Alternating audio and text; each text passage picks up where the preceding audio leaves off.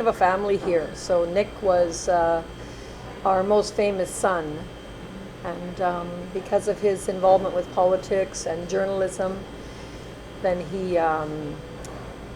he would bring a lot of events that happened at the bar. He'd write about them in his columns, and people really liked that, and he liked that. Our guest analyst tonight is Nick Auf der Maur, who's come down here to represent the Montreal team.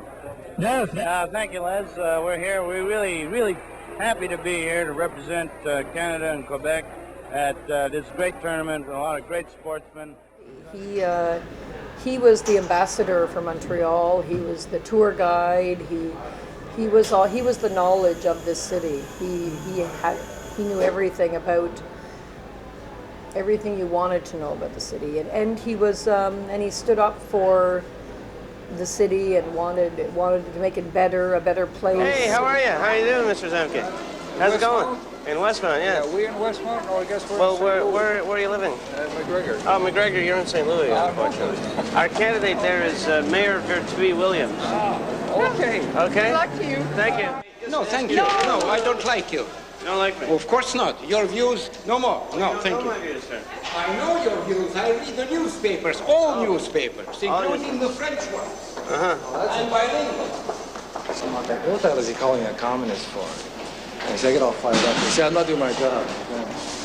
Good evening. Hi, would you like to speak to Nick Auf der Maur, candidate from Westmount? Amazingly, the Gazette in 1965, 6, whatever year it was, had very few people who spoke French. And Nick spoke French, and he was a lefty, and he hung around with people who, attended demonstrations, and he would say to the Gazette guys, hey, there's going to be a big demonstration tomorrow night, and they're really gearing up for it, and they've got the unions and this and that, and the guys at the Gazette would say, how do you know?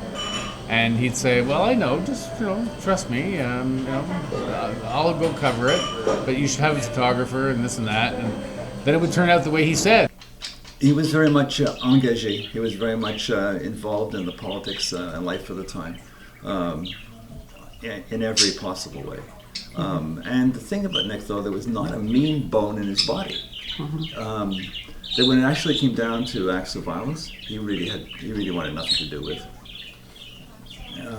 When the War Measures Act came down, Nick was one of the first people swept up and put in jail. As he was brought into the cell at Parthenay, he was pretending he knew none of these people. They had nothing on him, and there was a voice that came from one of the cells, Michel Chartrand, the Labour leader, say, "Who's that?" And he said, "Oh, it's Nick Auf der Maur." He said, "Nick, bonjour, Nick, salut! Great to have you here, Nick." In 1970, he's thrown in jail. In 1974, he's running for city council. Bonjour, madame. Hein? Bonjour. Mais ça s'appelle l'Alliance démocrate. Moi, je suis un conseiller municipal du RCM. He was running, convinced there was no possibility of winning, because if he won, he would have to leave his job at the CBC and take a huge cut in salary. And much to his great consternation, he won his election in 1974, elected this city council under the Montreal Citizens Movement banner. And it was a great thing for the city, but a very, very bad thing for Nick. He actually took a huge salary We don't cut. want to be isolated from the majority of this province because we feel very compatible and very happy with the majority of this province. And we want to work with the majority in this province. And we don't want to let any political party force us into isolation for their political gain. Every city has its characters. I think he was a raconteur. He loved the story. If he was discussing, he would sometimes talk over what he was going to write when he had the column, and he'd say, I think you're writing about this, but it's boring, or that's boring. Do you know anything interesting about this? Nah, that's boring. And he had kind of a sense of what was interesting. And I'm an English Canadian, and I live in Montreal. And this is like where I was born, and I feel threatened. Now, do I have a legitimate, Yes, I fear understand. of being threatened because of my language?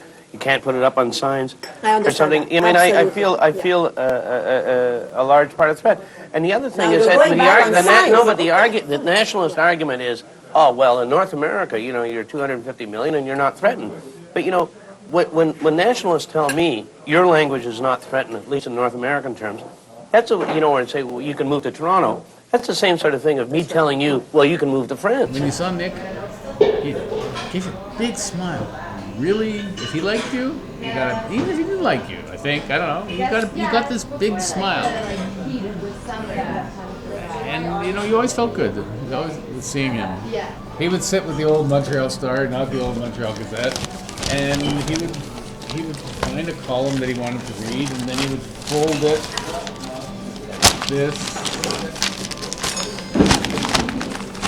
like that, and he'd read it, and then he'd go like this, and and he would study the whole paper, and Read every bit of it. and he remembered an awful lot of it, and he used it in his columns. He used it in whatever speeches he could make. You know, he would make speeches in bar. He would make speeches in his political life. He would, you know, he wanted to talk to people. He wanted to listen to people. He would listen. You know, he would listen. It was very fascinating. I have to start worrying about making a living now, and journalism is the thing I know how to do best.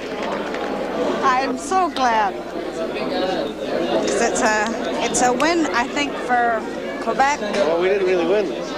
Well, you won in your riding, which I think is most important. No, actually I didn't. Well, almost. I think you've done a great job, sir. Very nice video.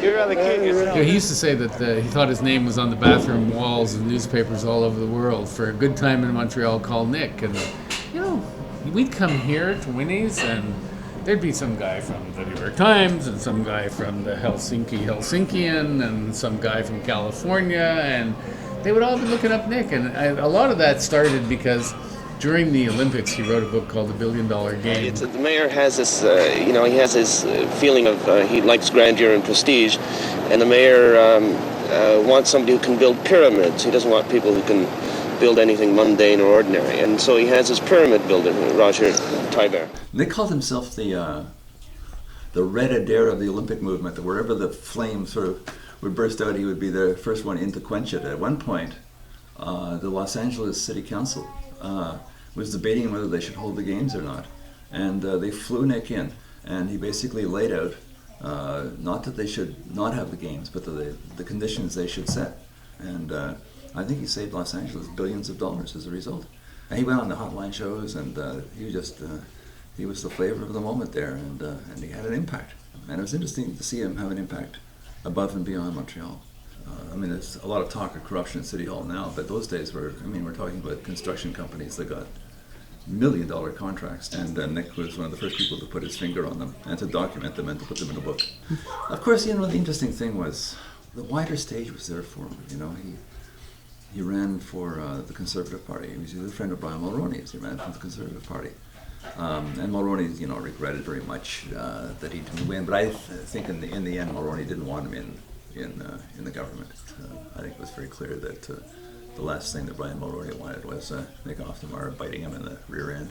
No, all I'm promising is that I would go to Quebec City and do my best to be an effective, good opposition critic, somebody who would put it under scrutiny. And I'm promising to deliver. I can't promise to deliver anything except my effort.